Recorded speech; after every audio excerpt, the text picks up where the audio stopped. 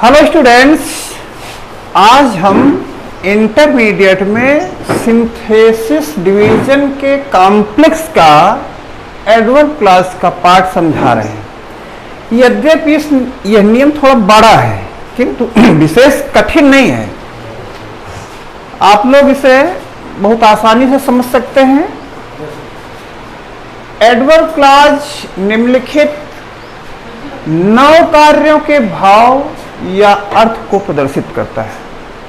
अब इसमें आपको लगता होगा कि 9 कार्य 9 नियम है इसमें, तो विशेष कठिन नहीं, ध्यान तो करना पड़ेगा। सारे कंजक्शन आपको पढ़ने पड़ेंगे। अगर कंजक्शन को नहीं याद करते हैं तो हो सकता है कंपाउंड के सेंटेंस को इसी कंजक्शन से आप जोड़ दें। ये सबऑर्डिनेटिंग कंजक्शन होते हैं और कंपाउंड में कोऑर्डिनेटिंग कंजक्शन होते हैं। तो यह ध्यान करके इसे पढ़ना पड़ेगा। कोऑर्डिनेटिंग कंजक्शन अर्थात कंपाउंड को आप लोग अगले वीडियो में देखेंगे।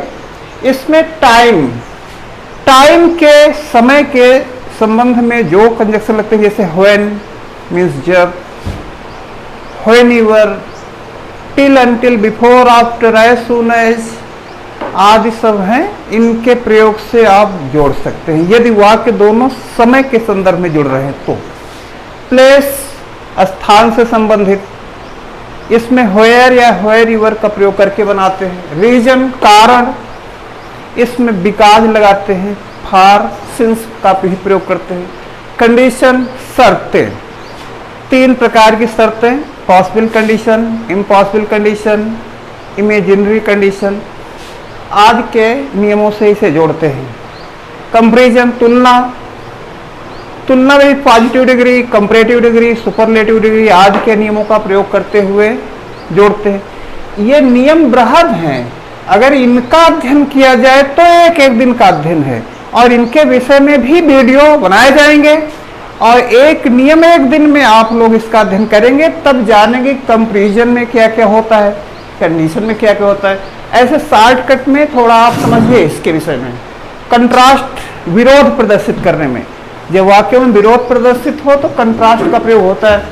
कंट्रास्ट में जैसे आल्दो, यद्यप वगैरह का प्रयोग करते हैं।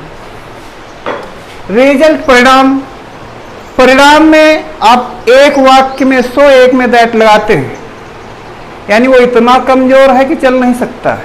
इतना और की, एक में सो, एक में दैट। पर्पज, उद्देश्य होना चाहिए, जैसे सो दैट का प्रयोग करते हैं इसमें। ताकि, सो दैट का जब प्रयोग करते हैं तो उसके बाद वाले वाक्य में कर्ता के बाद में या माइट लगाना जरूरी होता है। अगर पहला वाक्य पास्ट में है तो माइट, नहीं तो मे का प्रयोग करते हैं। लिस्ट, कहीं ऐसा ना हो कि, अगर लिस्ट का प्रयोग करते हैं तो अगले वाक्य में कर्ता के बाद सुर जरूर लगाते हैं। नाट नहीं लगाते क्योंकि नाट इसमें लिस्ट में जुड़ा हुआ होता है। मैनर, ढंग प्रदर्शित हो रहा है, जैसे मैं लिख रहा हूं वैसे लिखो। काम का ढंग बताया जाए तो मैनर वाले नियम यानी सेम या सच एज का प्रयोग आदि ढंग बताने में किया जाता है। इन कंजक्शनों का प्रयोग करते हुए वाक्यों को जोड़ते हैं। तो विशेष ध्यान से आप इन 9 के नाम याद कर लो, फिर हर एक के कंजक्शन पढ़ना पड़ेगा। पुस्तक में सभी के कंजक्शन लिखे हुए हैं, उनको एक पेज में अलग लिखकर और उनको आधा घंटे तक उनको रटना ही है, जिससे कि सारे कंजक्शन माइंड में सेट हो जाएं। अगर इन कंजक्शन को ठीक से नहीं याद किया जा रहा है तो धोखे से कंपाउंड के वाक्यों को इसी कंजक्शन से जोड़ सकते हो और वो गलत हो जाएगा। इसलिए इसके नियम तो याद करने पड़ेंगे और इन सभी के सहारे से इस नियम के वाक्यों को जोड़ते हैं। पेपर में 2 वाक्य आएंगे, 3 भी हो सकते हैं और कॉम्प्लेक्स लिखा होगा तो कॉम्प्लेक्स में आप चाहे नाउन क्लास में जोड़ें, चाहे एडजेक्टिव क्लास में जोड़ें, चाहे एडवर्ब क्लास में जोड़ें, लेकिन वो एक नियम में जुड़ेगा ही। ऐसा वाक्य ही होता है। जैसे ये नियम बने हैं तो इसी नियम में जुड़ेंगे। इसलिए हर एक नियम का विशेष अध्ययन करना बहुत जरूरी होता है। इन 9 के माध्यम से 9 एग्जाम्पल लिखा है अब एक एक को समझिए और विस्तृत अध्ययन तो इनके कंजक्शन याद करने के बाद आप पुस्तक से एक्सरसाइज ढूंढ करके करें। नियम कठिन नहीं है, आसानी से समझ में आएगा। केवल इसके कंजक्शन आप एक जगह लिखकर उसी के सहारे वाक्य जोड़ें, बिल्कुल जुड़ जाएंगे। He pursued the fox, उसने लोमड़ी का पीछा किया। The fox ran away, लोमड़ी बहुत तेज भागी। तो कब लोमड़ी बहुत तेज भागी? जब उसने पीछा किया। समय की बात दिखा रहा, तो जब का प्रयोग व्हेन कर लो। व्हेन का प्रयोग कब भी होता है? जब भी होता है। व्हेन के बाद जब कर्ता लिखा हो तो इसे जब माना जाता है। व्हेन के बाद जब सहायिका लिखी होती है तो इसे कब माना जाता है। तो when he pursued the fox, comma. When के लिए जब लिखते हैं मानते हैं तो तब के लिए कामा लगाया जाता है, देन नहीं लिखा जाता। तो कामा लगा के द फॉक्स रैन फास्टर, अर्थात he when he pursued the fox comma the fox ran faster. इस तरह से टाइम के कंजक्शन में इसे जोड़ा गया है। मोहित वेंट टू कानपुर, मोहित कानपुर गया। ही वॉज बॉर्न हियर, वो यहाँ पैदा हुआ था। यह स्थान को दिखा रहा है कि मोहित कानपुर गया, वो यहाँ पैदा हुआ था। तो कानपुर वो स्थान है जहाँ वो पैदा हुआ था, स्थान से संबंध रखता है ये वाक्य। तो स्थान के लिए व्हेयर या व्हेरेवर का प्रयोग करते हैं, लेकिन कानपुर में पैदा हुआ इसलिए व्हेयर यहीं पे लगाएंगे। इसके बाद Mohit went to Kanpur where he was born, बस हियर नहीं लगाएंगे, क्योंकि जहां लिख जाएगा तो हियर यहां का कोई अर्थ ही नहीं बचेगा। फिर से Mohit went to Kanpur where he was born, स्थान से अर्थात प्लेस के कंजक्शन से इसे जोड़ा गया है। सरला इज इल, सरला बीमार है। She will not go to college, वो कॉलेज नहीं जाएगी।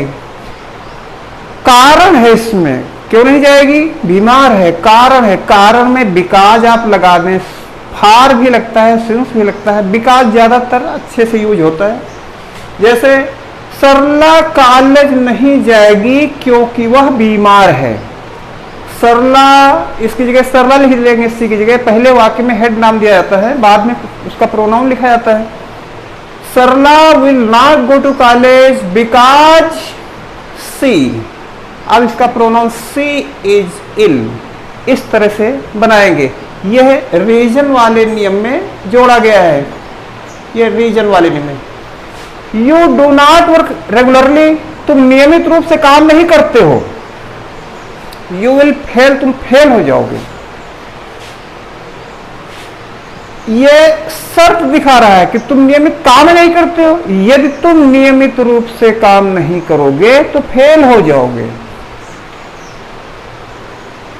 4 नंबर में कंडीशन शर्त दिखा रहा है, और शर्तों में इफ का प्रयोग होता है। यदि तुम नियमित रूप से काम नहीं करोगे तो फेल हो जाओगे। और यह भी ध्यान देना कि संभव शर्त जो होती है, पॉसिबल कंडीशन, इसमें 2 वाक्य होते हैं। दोनों के अंत में गागी गेर था, दोनों फ्यूचर में लिखे रहते हैं। तो इसमें जो इफ वाला यदि वाला वाक्य है उसे प्रेजेंट इंडेफिनिट बनाते हैं, दूसरा फ्यूचर इंडेफिनिट बनाते हैं। जैसे यदि तुम मेरे पास आओगे तो मैं तुम्हारी मदद करूंगा। यदि तुम मेरे पास आओगे लिखा फ्यूचर में, लेकिन बनाएंगे प्रेजेंट इंडेफिनिट इफ वाले वाक्य। If you come to me, फिर तो के लिए काम लगाएंगे, आई शैल हेल्प यू। उसी तरह से इसको if you do not work regularly comma you will fail. Hindi में फ्यूचर में पढ़ा जाएगा, अंग्रेजी में प्रेजेंट में जोड़ा जाएगा, present indefinite. If you do not work regularly, यदि तुम रेगुलरली नियमित रूप से काम नहीं करोगे, comma you will fail. Seema is beautiful, Seema सुंदर है। Roli is equally beautiful, Roli समान रूप से उतना ही बराबर सुंदर है। ये समान सुंदर है कंपैरिजन की स्थिति में आ रहा है, तुलना हो रही है कि वो सुंदर है बराबर वो भी सुंदर है, बराबर है दोनों। तो तुलना वाले में पॉजिटिव डिग्री एक होती है जिसमें एज या सो एज का प्रयोग होता है। पॉजिटिव डिग्री में एज उतना ही जितना की, ऐसे में एज का प्रयोग होता है। और एक कंपैरेटिव डिग्री होती है और एक सुपरलेटिव डिग्री होती है। इनका अच्छे से अध्ययन करने के लिए अलग एक बार अध्ययन करना पड़ेगा पूरे टॉपिक का एक वीडियो में, वो बाद में देखना। लेकिन फिलहाल आप लोगों ने कक्षा 9-10 में भी पढ़ाया गया है, इसलिए थोड़ा जान सकते हो कि सीमा उतना ही सुंदर है जितना कि रोली, बराबर है ना, क्योंकि इक्वली लिखा है, बराबर है। तो Seema is as beautiful as Roli is ना लगाओ तो भी ठीक है। Seema is as beautiful as Roli, as जब लगाते हैं उतना ही जितना की का अर्थ हो जाता है, ये पॉजिटिव डिग्री में होता है। Dinesh worked hard for the examination, Dinesh ने परीक्षा के लिए परिश्रम किया, ही फेल, वो फेल हो गया। परिश्रम किया, फेल हो गया, अर्थात विरोधी बात बता रहा है कि परिश्रम भी किया, फेल भी हो गया। तो जब विरोधी हो तो कंट्रास्ट वाला नियम लगता है और इसमें आल्दो लगता है, यद्यपि आल्दो का प्रयोग हो तो बाद वाले वाक्य पहले येट का प्रयोग होता है, YET येट। अभी फिर भी अगर येट ना लगाओ तो कामा भी लगा के काम चलता है। यद्यपि दिनेश ने परीक्षा के लिए परिश्रम किया फिर भी फेल हो गया। Although Dinesh worked hard for the examination yet he failed, या फिर कामा लगाओ येट ना लगाओ। Although Dinesh worked hard for examination comma he failed. Monu is poor, Monu गरीब है। He can not buy a car, वो कार नहीं खरीद सकता है। ये परिणाम दिखा रहा है, क्यों नहीं खरीद सकता है? क्योंकि वो गरीब है। परिणाम वाले वाक्यों को दो तरह से भी बन सकता है, उल्टा अगर वाक्य कर दें तो रीजन वाले में भी बन सकता है। फिलहाल देखिए, मोनू इतना गरीब है कि वह कार नहीं खरीद सकता है। Monu is so poor that he can not buy a car. तो एक वाक्य में सो, एक में दैट का प्रयोग होता है, तब ये रिजल्ट वाला नियम बनता है। सो दैट एक साथ नहीं लगता, नहीं तो वो पर्पस बन जाएगा। या फिर उल्टा कर लो, Monu can not buy a car because he is poor, reason वाले में बना सकते हैं उल्टा करके। सुरेश वर्क्स हार्ड, सुरेश मेहनत करता है। He want to secure higher marks, वो अच्छे उच्च नंबर, अधिक नंबर सिक्योर करना चाहता है, अर्जित करना चाहता है। तो सुरेश क्यों मेहनत करता है? उसका उद्देश्य है अच्छे अंक हासिल करने का। तो सुरेश मेहनत करता है ताकि वह अच्छे अंक अर्जित कर सके। तो ताकि के लिए सो दैट लगाते हैं, और सो दैट जब लगाएंगे तो इसके बाद वाले वाक्य में कर्ता के बाद में या माइट लगाना जरूरी होता है। अगर पहले वाला वाक्य पास्ट में है तो माइट लगाएंगे, नहीं तो फिर प्रेजेंट या फ्यूचर में तो में लगाएंगे। तो देखो, Suresh works hard so that he में सिक्योर हायर मार्क्स, ताकि वह हायर मार्क्स अर्जित कर सके। फिर से देखो, सुरेश वर्क्स हार्ड, सुरेश मेहनत करता है, सो दैट ताकि ही में, ये वांट्स टू हट जाएगा, में सिक्योर हायर मार्क्स, इस तरह से बनेगा। यू हैव हेल्प मी, तुमने मेरी मदद किया था। I shall help you in the same way, मैं ठीक उसी तरह तुम्हारी मदद करूंगा। तो ये ढंग बता रहा है कि तुमने मेरी मदद किया था, वैसे ही मैं तुम्हारी भी कर दूंगा, जैसे तुमने किया वैसे मैं कर दूंगा। ढंग बताए तो ढंग वाले नियम में जोड़ेंगे एज का प्रयोग करके। सच है, सेम एज आज का शब्दों का प्रयोग कर लिया जाता है। तो I shall help you in the same way, मैं ठीक उसी तरह तुम्हारी मदद करूंगा। As you have helped me, जैसा कि तुमने मेरी मदद किया है। एक बार फिर से, I shall help you in the same way as you have helped me. तो ये ढंग बताने वाला वाक्य हो गया। तो इस तरह से, चूंकि वीडियो बहुत लंबा भी नहीं होना चाहिए और यह नियम लंबा है, तो कोई खास परेशानी की बात नहीं है। आपके पास पुस्तक है, आप खोलें, इन 9 नियम को तो पहले रट लें। 9 के कंजक्शन एक अलग पेज में लिखकर उनको अच्छे से याद कर लें। फिर किताब की एक्सरसाइज खोल लो और उनके अर्थ को पढ़ो।